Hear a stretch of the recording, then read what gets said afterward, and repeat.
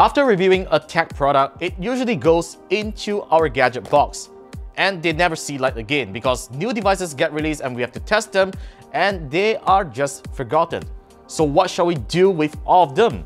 We reviewed one of them, of course, because sometimes these devices still work decently today, but most importantly, they become more affordable.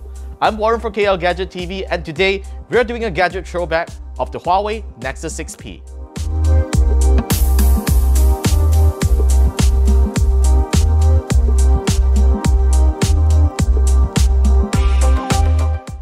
The Nexus 6P is one of the best Android smartphones back then, and also Huawei's proudest achievement as the first Chinese phone maker to produce a Nexus device. And sadly, this is the very last Nexus smartphone we are seeing right here. To be honest, I like the aesthetic of the phone despite not having curved screens or a slim body profile. The 6P still looks premium despite of its age. My unit here has been used by many folks in the office without a case, which is why you see dents and scuffs around it, so be sure to put on a case if you want to buy the phone. What I really love about the phone's hardware is the dual front-facing speakers. They sound loud and can produce decent bass, and it is one that you don't need to connect a Bluetooth speaker for casual music listening.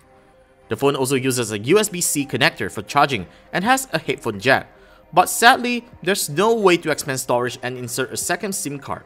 So bad luck if you can't live with the phone's internal storage.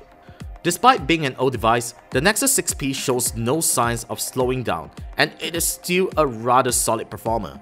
It's just a shame that the device has merely 3 GB of RAM, which can be insufficient for multitasking these days. It is also the most updated old phone for now, running stock Android 7.1.2 with the latest Google security patch. But sadly, Google will be ending the support for the Nexus 6P in September this year.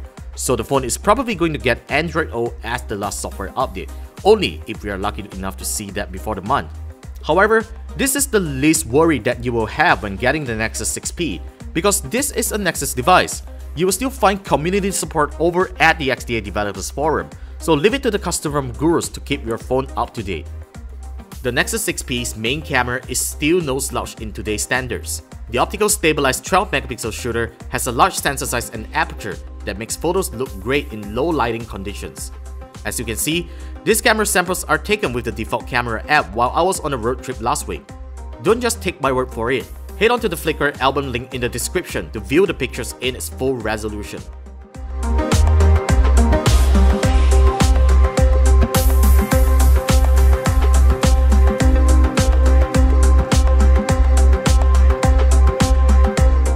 The Nexus 6P also has a decent 8-megapixel selfie camera.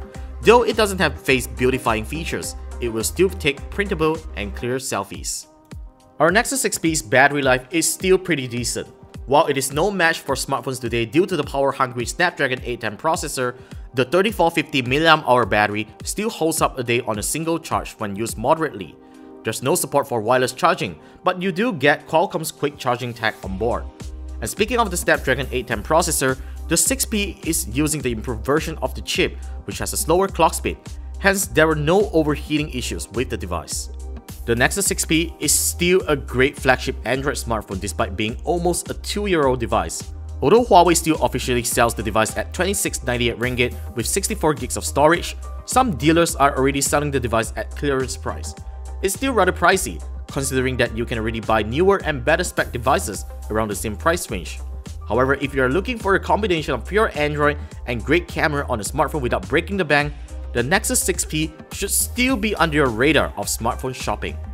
Love gadget throwbacks like this? Subscribe to KLGadgetTV for weekly videos, and remember to follow us on the usual social channels. I'm Warren for KLGadgetTV, and I'll see you soon in our next video.